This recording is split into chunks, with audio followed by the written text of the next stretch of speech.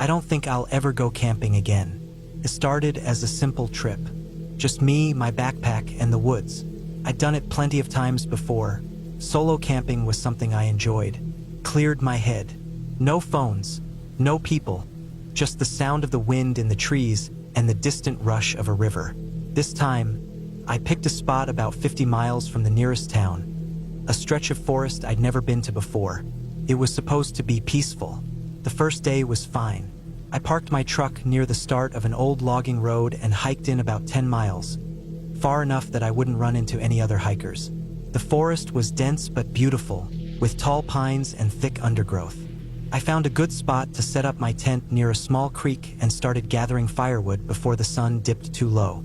Everything felt normal. That night, I sat by the fire, eating my packed meal and listening to the night sounds. Owls hooted. The occasional rustle of a small animal echoed in the darkness, but nothing unusual. When I crawled into my sleeping bag, I felt good, relaxed. I fell asleep fast. I don't know what time it was when I woke up, but it was still dark. The fire had burned down to embers, casting a faint orange glow around the campsite. At first, I didn't know what had woken me. Then I heard it, a crunch. It wasn't close, but it wasn't far either. Footsteps, slow and deliberate, somewhere out in the trees. I held my breath, listening hard. It wasn't an animal. Animals don't move like that. This was something on two legs. I stayed perfectly still, my heartbeat thudding in my ears. The footsteps stopped. I waited, but I didn't hear anything else. After what felt like an hour but was probably only a few minutes, I convinced myself it had been my imagination. Maybe a branch had fallen. Maybe it was just my nerves. I eventually drifted back to sleep, but it wasn't restful. The next morning, I found something strange. About 20 feet from my campsite, there was a footprint. A human footprint, but it wasn't from a boot. It was barefoot and big, too big to be mine. I tried to brush it off. Maybe some other camper had passed through this area before me. Maybe it was an old print. But deep down, I knew that was unlikely. This wasn't a well-traveled trail, and the print looked fresh. I kept hiking that day, exploring the area, trying to shake the unease from the night before. I didn't see anyone. No other footprints, no signs of people. By the time I made it back to camp in the late afternoon, I felt a little better. I told myself I was being paranoid. That night, I built a bigger fire. The flames felt like a shield against the darkness. I sat up later than usual, listening to the woods. Everything seemed normal, but when I finally crawled into my tent and zipped it shut, I couldn't shake the feeling that something was off. I woke up to the sound of breathing, not my own, something just outside the tent. It was slow and steady, deep and measured. My whole body went stiff. The fabric of the tent was thin. I knew that whatever was out there was only inches away. I stayed frozen, trying not to make a sound. The breathing continued for what felt like forever. Then, slow, deliberate footsteps circled my tent. I reached for the knife I always kept in my sleeping bag. My fingers wrapped around the handle, but I didn't move.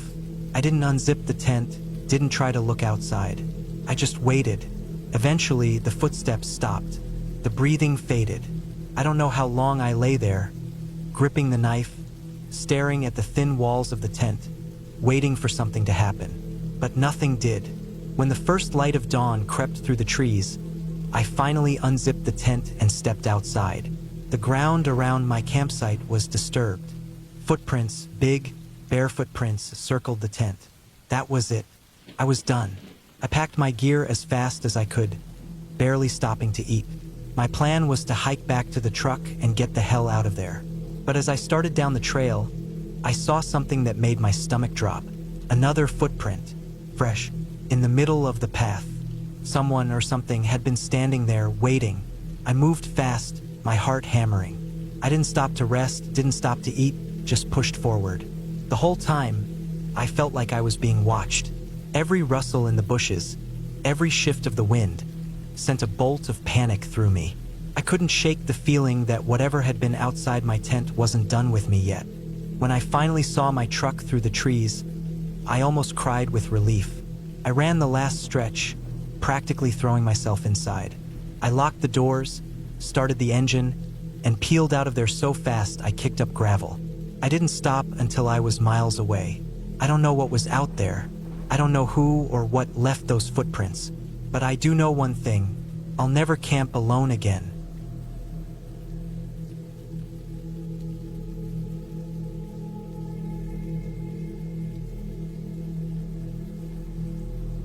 I should have never gone alone. It was supposed to be a simple weekend trip. Just me, the trees, and the quiet. I wanted to get away from the noise of the city, away from the endless notifications on my phone, and just be in the wild for a while. I had done plenty of solo hikes before, but never an overnight trip. This was supposed to be my first. The place I chose was deep in the woods, a few hours from any town, just far enough that I wouldn't run into anyone. It was late autumn, so the trees were mostly bare, the air was crisp, and the days were getting shorter. I packed light, just my tent, a sleeping bag, some food, water, and a hunting knife I carried more for peace of mind than anything else. The hike in was peaceful. Leaves crunched under my boots. The occasional breeze sent a shiver through the branches, and everything smelled of earth and decay. I followed an old trail, one that barely showed up on any maps, leading deeper into the forest. I found a good clearing just before sunset, near a small stream, and set up my tent. By the time darkness fell, I had a small fire going, heating up some canned food. Then the silence came. First, I thought it was normal. Animals tend to quiet down at night. But the more I listened, the more unnatural it felt. There was no wind, no distant howls or rustling in the leaves. Just nothing, like the world had gone still. I tried to shake it off and ate my food quickly, then sat by the fire, staring into the darkness. It wasn't long before I heard something. A branch breaking. It was faint, but it was there. I froze, listening. Another snap, closer this time. I told myself it was just a deer or a raccoon, maybe something sniffing around my food. But I knew better. It wasn't the random scuffling of an animal. It was slow, deliberate. I grabbed my flashlight and aimed it towards the trees. Nothing, just the skeletal branches swaying slightly. I turned back towards my fire, but my gut told me to look again. I swept the flashlight over the trees one more time, slower this time, and that's when I saw it. Someone, standing far back between the trees. My heart stopped. The figure was too far to make out details, but it was there, standing perfectly still. Watching. I didn't move. I barely breathed. I wanted to believe it was a trick of the shadows, but my instincts screamed otherwise. I kept the flashlight on them, waiting for them to move, to do something. But they just stood there. Minutes passed. I didn't know what to do. I could shout, but something told me not to. I could pack up and leave, but I'd have to turn my back to do it. So I just sat there, gripping my knife, waiting. Then, just as slowly as it had appeared, the figure stepped back into the darkness and disappeared. I didn't sleep that night. I sat by the fire, knife in hand, jumping at every sound. The silence never broke. No insects, no animals, just the crackling of the fire and my own breathing. At first light, I packed up my things in record time. The second my tent was down, I started hiking back the way I came, keeping my eyes on the trees. I told myself it was just some hunter or another camper messing with me. But deep down, I knew better. The way they stood there, the way they moved, it wasn't right. The hike back felt longer than before. Every sound made my skin crawl. The deeper I got into the woods, the more I felt like I was being watched. But no matter how many times I turned around, I saw nothing. Then, about halfway back, I found something that made my blood run cold. My own footprints. At first, I thought I had just looped around, but as I looked closer, I realized something was wrong. There were two sets of prints. Mine from the day before and a second set, fresher, heavier, following mine exactly. Step for step. Someone had been following me since I got there. Panic set in. I started moving faster, practically running. I didn't care about the path anymore. I just wanted out of those woods. My breath came in ragged gasps. My legs burned, but I didn't stop. Then, up ahead, I saw something that almost made me collapse in terror. A figure. standing in the middle of the trail. They were closer this time. I could see them now. A man, dressed in dark clothes, tall and motionless, just watching. I didn't think. I ran. Off the trail, through the trees, branches whipping at my face. I ran like my life depended on it, because it did. I didn't look back. I didn't stop. I just kept running until somehow I saw the edge of the woods. The road. My car. I sprinted the last stretch, fumbling with my keys, throwing myself inside and locking the doors. My hands were shaking so badly I could barely start the engine. But as soon as I did, I hit the gas, speeding away without looking back. I don't know who he was. I don't know how long he was watching me. But I know one thing for sure. I was never alone out there.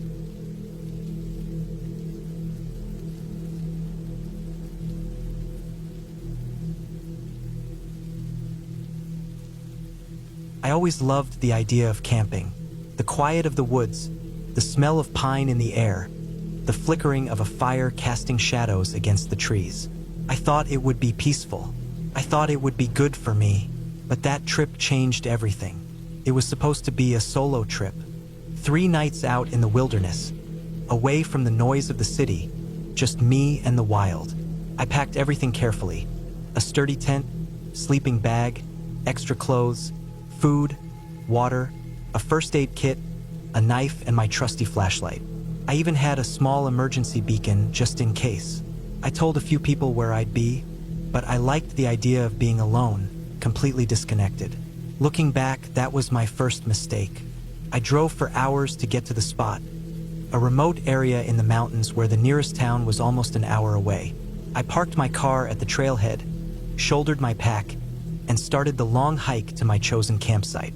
The first day went smoothly. The hike was tough, but the scenery was beautiful. Towering trees, the sound of birds, the occasional rustle of something in the underbrush. Nature felt alive. It was exactly what I needed. By the time I reached my campsite, the sun was beginning to dip behind the trees.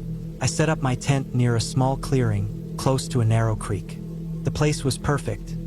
Far enough from the main trail that I wouldn't be bothered, but close enough that I could hike back if needed. I built a small fire, cooked a quick meal, and sat back, listening to the sounds of the forest as the darkness settled in.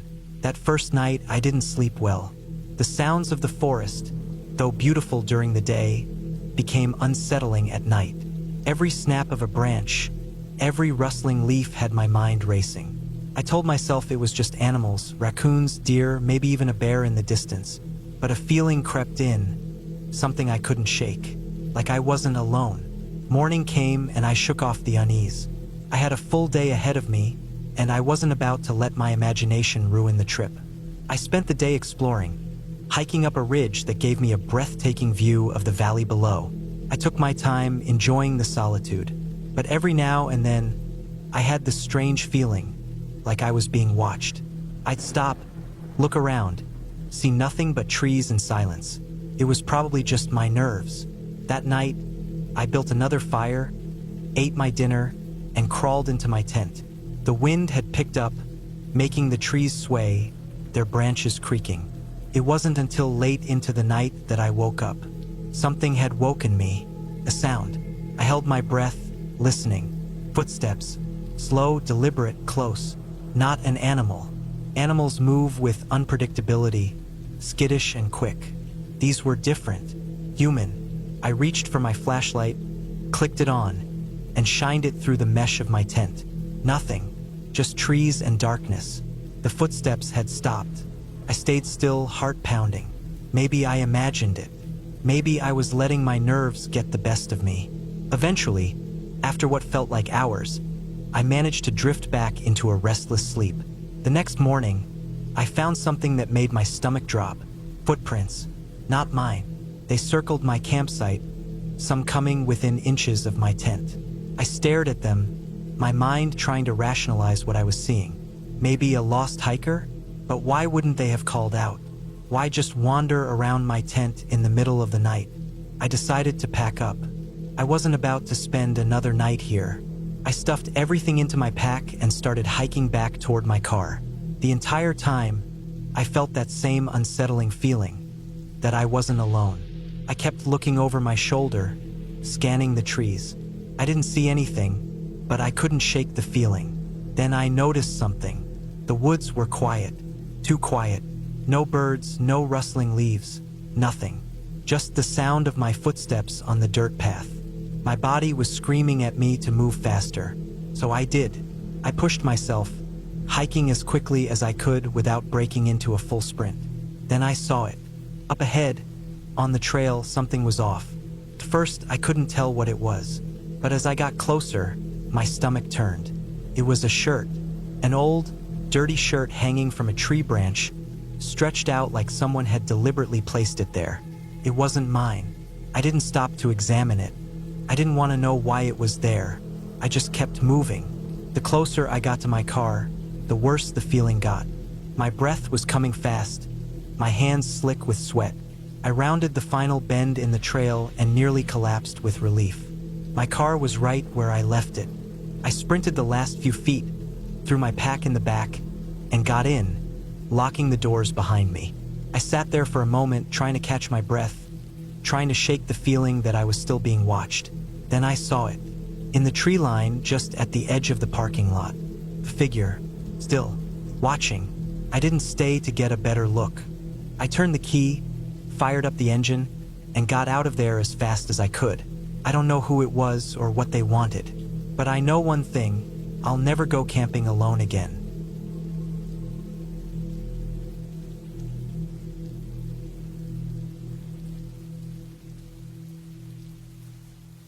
I don't know what made me want to go camping alone that weekend. Maybe I just needed to get away from everything. The city, the constant noise, the routine that made every day feel the same. I wanted quiet, space to breathe. The thought of waking up to nothing but the sound of birds and the wind moving through the trees sounded perfect. I packed light but made sure I had all the essentials: tent, sleeping bag, food, flashlight, knife. The place I picked was about a 3-hour drive from home, deep in the national forest, not one of those well-maintained campgrounds with bathrooms and fire pits. This was real camping, alone in the wild, just me and nature. By the time I got there, the sun was starting to dip low in the sky. The trail leading to my chosen spot was rough, more of a game trail than anything meant for people. I hiked for about an hour, pushing through thick brush and weaving between trees until I found a clearing that felt right. The ground was mostly level, and there was a small stream nearby, perfect for washing up and collecting water. I set up my tent, got a fire going, and sat down to eat. As the sky turned dark, the sounds of the forest changed. Birds quieted down, replaced by the occasional rustling of small animals moving through the undergrowth. It was peaceful, exactly what I had wanted. I sat by the fire for a while, letting the warmth soak in before finally crawling into my tent. I woke up suddenly in the middle of the night. At first, I didn't know why. My fire had died down to nothing but glowing embers, and the woods were silent, too silent. It was the kind of quiet that makes your skin crawl, like the forest itself was holding its breath. Then I heard it. Footsteps. Slow, deliberate, crunching softly on the dried leaves and twigs. At first, I told myself it was an animal. A deer, maybe, but the steps weren't random. They had a rhythm, pattern. They were circling my tent. I stayed completely still, barely breathing. My knife was in my backpack just outside the tent. My flashlight was next to me, but I didn't dare turn it on. I didn't want whoever or whatever it was to know I was awake. The footsteps stopped. I strained my ears, listening for any sign of movement. Nothing. The silence stretched on for what felt like forever. Then, just as I started to think I imagined it, I heard a new sound. Breathing. Slow, heavy breathing, just inches from my tent. A wave of pure terror washed over me. I felt trapped, completely helpless inside that thin sheet of fabric. My mind raced through my options. Do I run? Stay still? Call out? My throat was dry, and my body refused to move. The breathing stopped. Then, after a long pause, the footsteps started again, moving away this time, fading into the distance. I didn't sleep the rest of the night. Every tiny sound made my heart pound. When the first light of dawn started filtering through the trees, I forced myself out of the tent. My hands were shaking as I unzipped the flap and stepped outside, scanning the clearing. Nothing looked out of place at first, but then I saw them. Footprints. Not animal tracks. Human. Barefoot. They circled my tent, stopping just at the entrance before leading off into the trees. My stomach twisted. Whoever had been out there had been watching me, listening to me sleep. I didn't waste any time packing up. My hands were clumsy with panic, fumbling with the tent poles and stuffing everything into my bag as fast as I could. The whole time, I kept looking over my shoulder, expecting to see someone standing at the tree line, just watching. But I never saw anyone. The hike back to my car felt twice as long as before. Every snapped twig, every rustling leaf made me jump. It wasn't until I was back behind the wheel, doors locked, that I let out the breath I'd been holding. I told myself it was just some local messing with me, some weirdo living out in the woods, getting kicks out of scaring campers. But that didn't explain why they had no shoes. It didn't explain why they had stood so close, just listening. I haven't gone camping alone since, and I don't think I ever will again.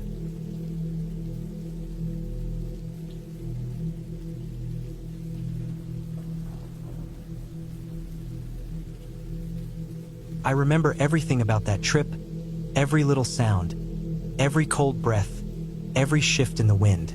It was supposed to be a peaceful weekend. Just me, the trees, and the endless quiet. That's exactly what I wanted, needed. Life in the city had been too much. The noise, the stress, the constant movement. So, I packed up my gear and drove out to a spot deep in the woods, further than I had ever camped before. No cell service, no other people, just nature. The way it should be. The road leading up was rough, barely a road at all. More like an old trail used a few times too many by off-roaders. My truck's suspension creaked and groaned as I pushed forward, dirt and gravel crunching under the tires. After about an hour of slow crawling, I found a clearing. Perfect. The trees weren't too dense, and there was a small creek nearby. Good for water, good for noise. Setting up camp was routine. Tent staked down tight, firewood collected, food stored away properly. Everything felt right. The air was crisp, cool, but not freezing. The kind of air that feels clean when you breathe it in. I sat by the fire as the sun dropped behind the trees, watching the flames dance, listening to the forest come alive with night sounds. Crickets, distant owls, the occasional rustle of something in the underbrush. Then, something felt off. I couldn't place it at first. Just a feeling like when you walk into a room and know someone's been there before you. The sounds were still there, the normal ones, but something in my gut twisted in a way I couldn't ignore. I told myself it was just the isolation, my mind playing tricks. I forced myself to relax and eventually crawled into my tent. The fire was still burning low outside, casting flickering shadows against the fabric. I zipped up my sleeping bag, letting the weight of it push me down. I'd wake up with the sun and hike deeper tomorrow. Maybe fish. I don't know how long I slept before the sound woke me up. It wasn't an animal, not the way animals sound. It was deliberate, careful, close. I held my breath, listening. The fire had burned low, but it still cast enough light that I could see faint shadows shifting on the tent walls. Someone was moving out there. I moved as slowly as I could, reaching for the knife I kept by my sleeping bag. My fingers wrapped around the handle, but I didn't unzip the tent. Not yet. I waited, listened. Footsteps. Not heavy, but not light either. Not cautious, just slow. I stayed frozen, my mind racing through possibilities. Could be a hunter, could be someone lost, could be someone like me, just out here for solitude. But none of those made sense. A hunter wouldn't be walking up to my tent in the middle of the night. A lost hiker would call out. A camper would have their own site, their own fire. This was different. Then the footsteps stopped, right outside my tent. I gripped my knife harder, my heartbeat slamming in my ears. I thought about calling out, but stopped myself. What would I say? What if they didn't answer? What if they did? The shadow shifted again. A shape, tall, still, just standing there. I didn't move. I barely breathed. I wanted to think it was my mind playing tricks, but I knew better. Minutes passed.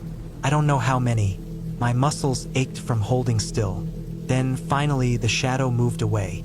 The footsteps faded into the trees. I stayed frozen, counting in my head, waiting for something else, anything else. But there was nothing. I don't know how long I stayed like that before exhaustion won out. The sun was just starting to lighten the sky when I finally dared to unzip the tent. My fire was out. The woods were still. There was no sign of anyone, no footprints, nothing disturbed. It was like nothing had ever happened. But I knew.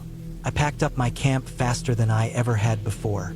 Every muscle screamed at me to move, to get out, to leave. And I did. Threw my gear into the truck, barely taking the time to strap it down. The engine roared to life, and I tore out of there, bumping and jolting over the rough trail, not caring about anything except getting away.